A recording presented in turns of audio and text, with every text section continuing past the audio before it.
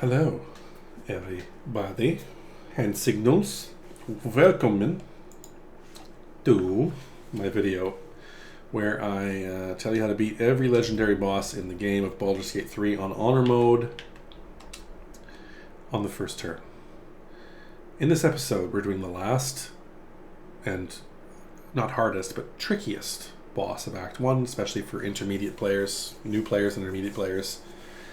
And that boss is Grym.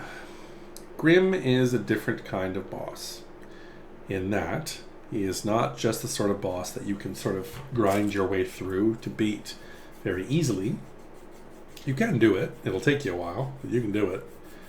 He is meant to be what I refer to as a puzzle boss, which means, in short, that he has a set number of ways that he can really be beat, on the first turn especially. You can beat him by grinding him down, but he has a ton of resistances and immunities. And the only thing he is not immune to, and only when he is superheated and covered in lava, is bludgeoning. Bludgeoning he has a vulnerability to, so the game wants you to exploit that to get him down quick. The ways that you do that are as follows. For first turn kills, number one, you top rope him. You turn into a giant fucking owlbear, you jump from as high up as you can, and if you know the arena, you know exactly what to do, and you've probably seen it on YouTube 100 times. I'm not doing that today. You do a bunch of fall damage from him, to him, from being up high. Not going to do that. The second thing that you can do is throw big things from the top rope at him. Heavy objects thrown on his head will deal fall damage, descent damage, I don't know what they actually call it, based on the drop. You pile enough of them up, you get a bunch of chests, fill them with stuff or whatever else, and you make sure none of it glitches out on the way down, which it often does. It'll hit imaginary beams and shit. Then you're fine, and you can do 450 damage to him before the first turn is up, no problem. Requires a lot of planning. The third thing that we can do, and that's what I think I'm going to do today, is you bludgeon him to death right in front of his fat fucking face. Now, my current party doesn't really have the capability to do that. So the easiest way to do this is by telling your non-bludgeoners to have a seat and pull their puds and or grind their beans while you get two hirelings that you turn into monks. Now, let me make one thing super clear. I hate this. I hate that I can't use my team in the way that I've built it to beat him efficiently. I don't like puzzle bosses. I don't like puzzles. Let me tell you about my philosophy on puzzles in games. So puzzles are great for the first playthrough, but as soon as you've learned how to beat them, they lose all their novelty and they just become an annoyance. So it adds nothing to replayability. Grym is exactly that, except in boss form. Let me get this rolling here. I don't have any hirelings already, do I? No. Yeah, I'll take her. She's a wood elf, a little extra movement. And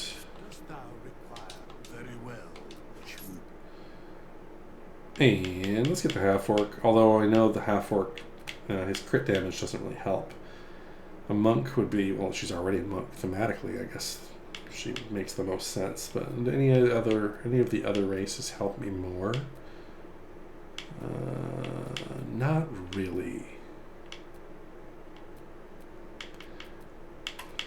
But whatever, we'll just recruit the gift because she's there and she's easiest.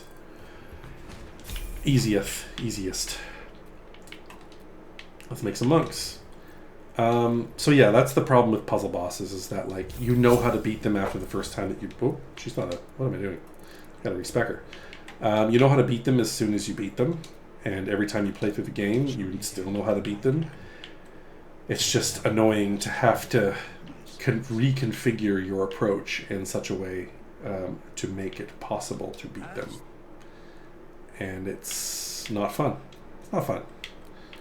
That's all. With this monk, I'm going to spec her a little differently because I think I'm going to give her the gloves of dexterity so she can be... I'm still going to have to strength pot it though to get her damage up, right? So like, what am I really doing here? If I make...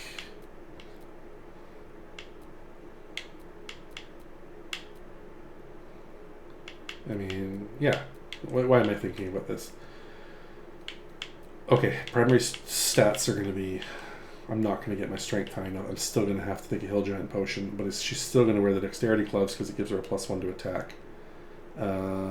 So do I give a shit about what her stats are? I probably take con as my first stat then, and then wisdom as my second. And then Tavern Brawler will pump the con up to 18. Potion gets the strength up to 21. Gloves get the dexterity up to 18.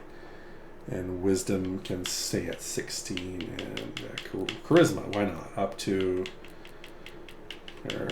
intelligence, up to 15, because it doesn't matter. Or maybe, yeah, that's well rounded. So for those who missed what I murmured there, the intent is to glove and pot her strength and dex up, so those don't need to exist. So, monk level 2, don't care. Monk level 3, way of the open hand. Monk level 4, the only feat that matters. Tavern Brawler. And for the record, you don't need to do this with a monk. You can do it with any bludgeoning build.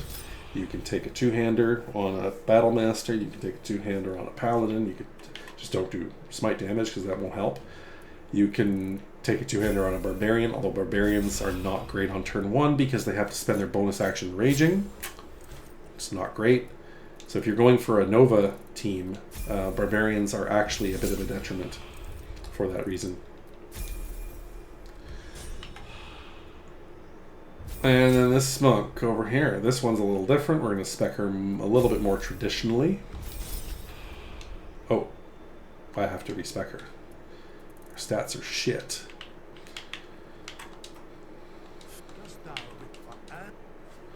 Right, okay, monk. Oh, no, this is not the one. This is the one I just... Jesus. Okay, I don't need Vanra. I need the Gith. I shall be here in my camp. Jesus. Okay, monk. More traditional stat slots. She's going to be potted up to 21 strength. Dex can be 16. Con can be... Con's still going to be the primary. I hate monks so much. Con 17. Tavern Brawler up to 18. Dex is the secondary stat at a 16, and then Wisdom can sit as the third stat at a 14, and the Charisma I don't give a fuck about. So I'm showing you all this just to demonstrate how annoying it is to have to do this in order to kill Grym on turn 1. And for the record, even with all this, my damage calculations didn't come back all that reassuring, honestly. Like, I think I will do barely 450 with 3 monks in the party. That if 2 of which have been hasted, and the third of which will probably self-haste with a scroll. And I think that gets me over the hump, but just barely. So we'll see how this plays out. I have the Sork there to finish it off with a few odds and ends, but no more than like 30 damage.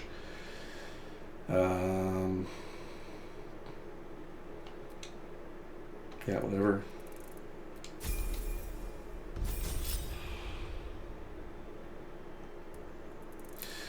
One might argue that throwing a level of fighter here or something is better than a 7th level of monk. 7th level of monk doesn't give you too much. It gives you a bunch of things you don't need. And something like War Cleric might actually be better, now that I think about it. Well, no, because your weapon uses your bonus action. Never mind. Is there any level 1 or level 2 dip that's better here? Is Action Surge worth it over just straight up 7 levels of monk. I mean, it gives you 2 more attacks. You know what? It's worth experimenting with, at the very least.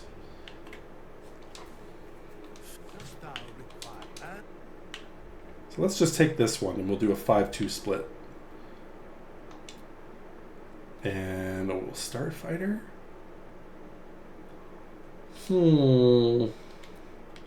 Yeah. I think we open Fighter for the full slate of proficiencies. Not that doesn't matter, actually. We just want Action Surge. And none of these really matter. For the damage of the attack. Yeah, it's with weapon only.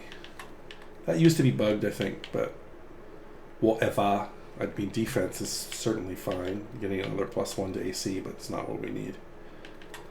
Who cares? Okay. Let's do it the same way, stat split wise. Con and wisdom, we're gonna.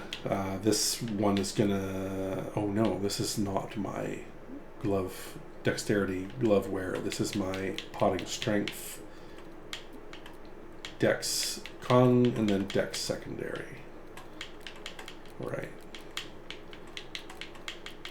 And then the extra points can go there. And that's that. That's that. Good job. Don't care about any of that crap. So this gives Action Surge. I think that bumps up my damage. Even though it's just a main hand attack, which is not particularly strong for the monk. The offhand is what they want. 3 levels of thief is what they want. But we're only level 7, so we can't do that without sacrificing extra attack. Which still might be better than just going straight 7. But I digress. Let's try this. That was a sudden respec inspiration I had that probably makes some degree of sense at level 7. Because you don't really... Okay, yeah. You don't really get anything at level 7, and I don't think you get super a lot at level 6 as a monk either. So... yeah. Whatever, man.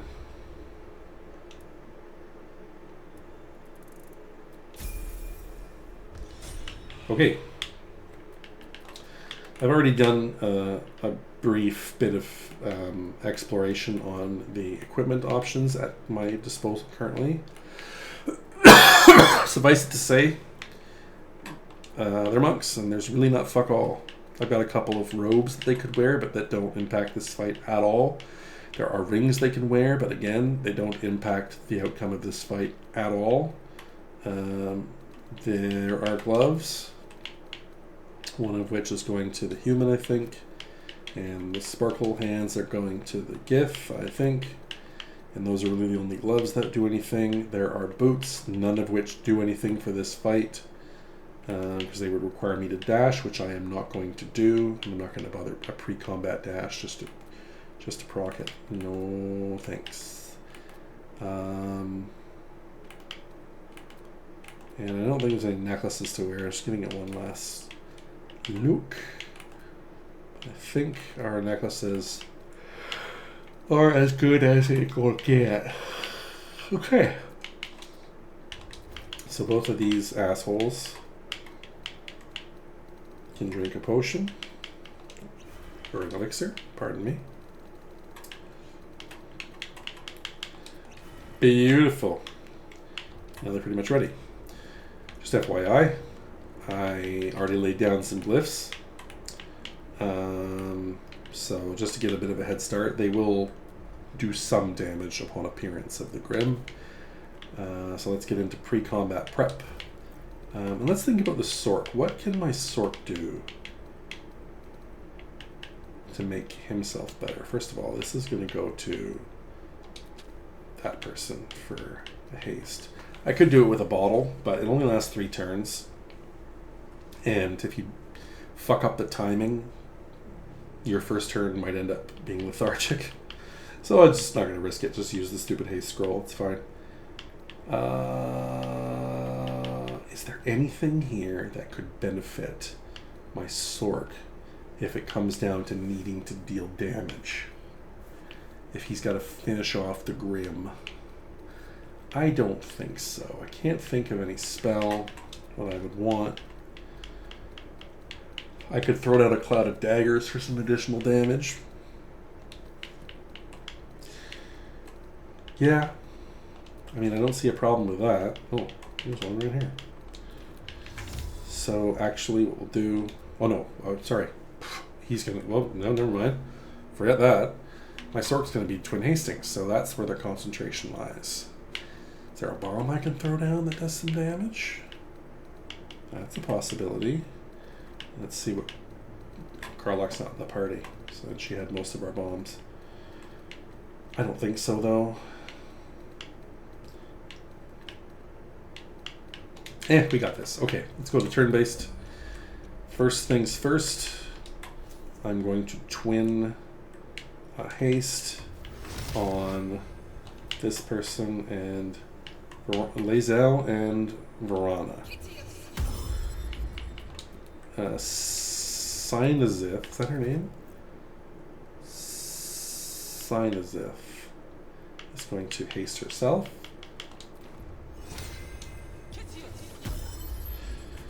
So all three of my pounders are hasted. I am for 10 turns, so I don't really have to worry about the timing. So next, I want Failrelove to sing here because I really don't want to fuck around with my hit chances. Because those, a lot of them are not actually at 100% or 95.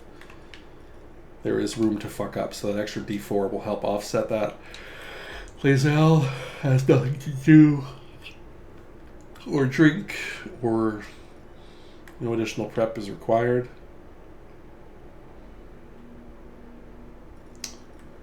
No, so they can just pass the turn. And then we can start it up.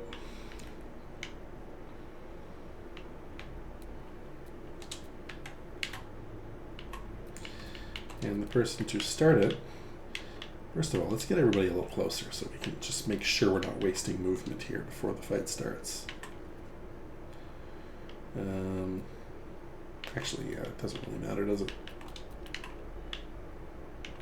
No, just start it up.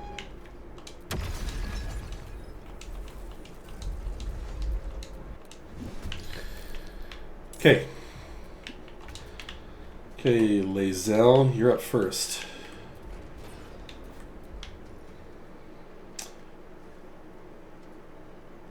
Yeah. Here we go. Give him a boop. Another boop. Oh, that's a shame. Another boop. And then... well, I should have staggered first. Why did I do that? Oh well. Do I care about it being prone? Can it be made prone? Let's find out. Looks like it can. It's saved. Yeah, that was a really bad round. That's 320 damage left. I only did 130 with Lae'zel there. That is shit.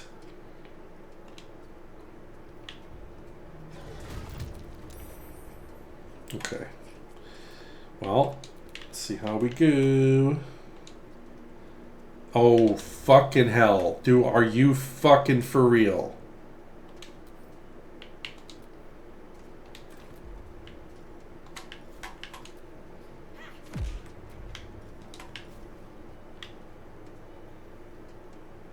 Why am I disadvantaged? Disadvantaged from a... Oh my fucking god. Is that costing me actions to do that? Oh well.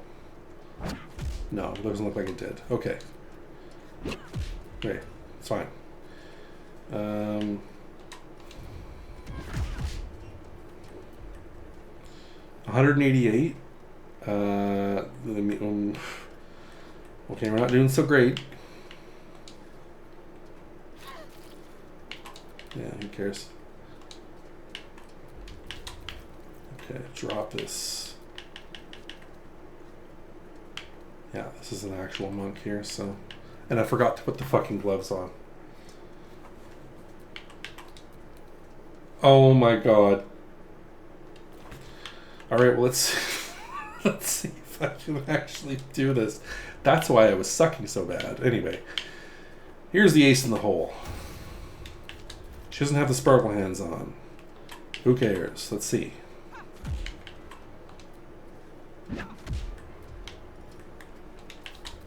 Okay, at least we potted up. God, I always forget to do important things. 92.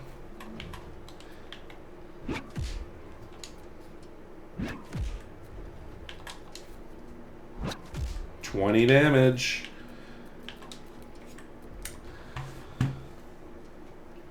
Okay, so if I fail here,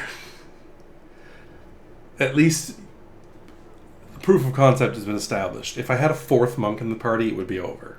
But I decided to keep a sorcerer. I could have had a fourth monk, everybody could have taken speed potions, and we could have just gotten this done safely. Instead, I chose to do this.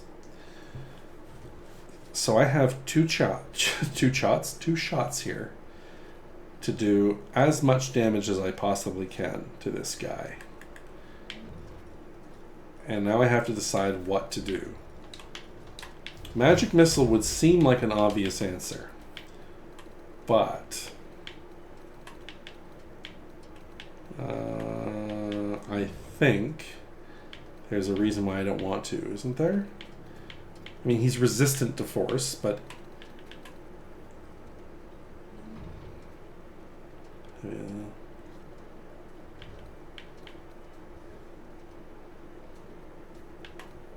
Maybe not. See, I thought he had an ability, a damage reduction ability on honor mode, but it does not seem like he does. So each of my missiles should have a fair shot to hit for half damage. That's not going to be enough, though, I don't think. Ray of Frost is not better.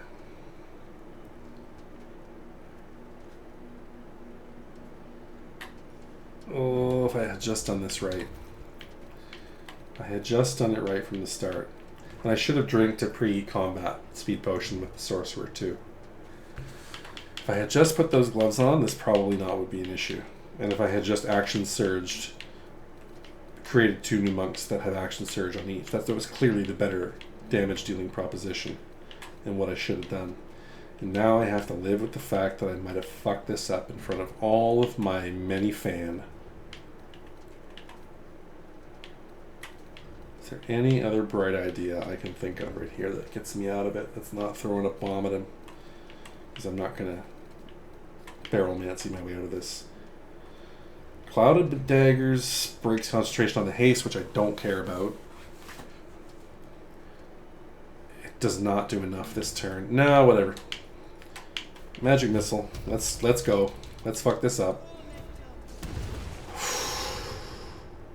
9. And he's got 4 stacks of reverb on him. Okay. Let's do it. Hey! Just barely. Oh, that's so good. Alright, well there's proof of concept. Not only proof of concept, proof of execution. That's how you beat Grym on the first turn. One of the 3 reliable ways that I know of to do it. Given his resistance and his immunity composition, I don't know of another way you can do that. That's not just doing some form of bludgeoning to him until he dies. It's got to be 450. So, obviously, it's possible. But does it take an element of cheesing? Well, I don't know. Your definition of cheese will vary. But I think all 3 of the means that you use to first turn the Grym in this game are kind of cheesy. Top roping it is, you know. It's been done before, and it's equivalent to barrelmancy. I think it's just kind of a mild to moderate exploit, maybe. Throwing things from the top rope is, I think, less so. Like, you're just kind of using, a throwing based build for what it's meant for. I was going to say barbarian, but a Zerker, not a great thrower because they spend a turn having to rage. Unless you start them... No, there's no way around that. You've got to get him in a rage. You could theoretically pull the sentinels down, the armored sentinels, whatever they're called, up top. You could technically bring them into a different combat, rage, kill it, and then join the Grym combat. That's an interesting thought. That could get you into a rage on your first turn of that fight, and then you can enter or merge the fights with a throw onto Grym from the top, bringing you into that first round of the fight with your rage already spinning. That's... yeah. Think of that. But otherwise, this is the third way, is that you just gear up your party full of punchers or, people wielding big two-handers and put together the build that deals the most bludgeoning damage that you can with that weapon or with your fists, and do some quick math and make sure you've got enough, and there you go. I fucked this up royally. I fully intended to have these gloves equipped on each of these characters. This one especially, like, I was fighting this whole time with 8 decks, which didn't seem to matter. And this can now go back into camp as I'm going to dismiss this person, so that's good. And I didn't put the gloves on my other person either. So all in all, I fucked it up and somehow still managed to do just enough damage to get Grym down. And I don't think there's anything else I need to say about it, other than this brings us to the end of Act 1. I will begin filming the Act 2 videos, which are going to be increasingly interesting, because this game certainly... Let's put it this way. Grym is not the last puzzle boss to be thrown at you. And I'm actually wrestling very hard with how I'm going to beat one certain boss on the first turn without doing the thing where you don't actually fight him. He's one of the 3 bosses that you can just instruct to kill himself. And I'm having a lot of trouble thinking of a way, without Googling it, that one could beat him on the first turn. He's the guy that drinks a lot at the tavern, because he starts with immunities that cannot be broken by any means other than kind of waiting him out for 3 turns. He goes through phases in his combat, so again, kind of a puzzle boss, kind of something that has a rhythm you have to figure out. And he's immune to slashing, piercing, and bludgeoning. So for that fight, we're probably going to have to find another means of damage penetration that doesn't involve something he's immune to, and we'll see how that goes. It's probably fire. It's probably Fire Sorelock that does it and gets you over the edge there, which is great because my tab is 1. But anyway, till then, thanks for watching, and I'll see you again very soon.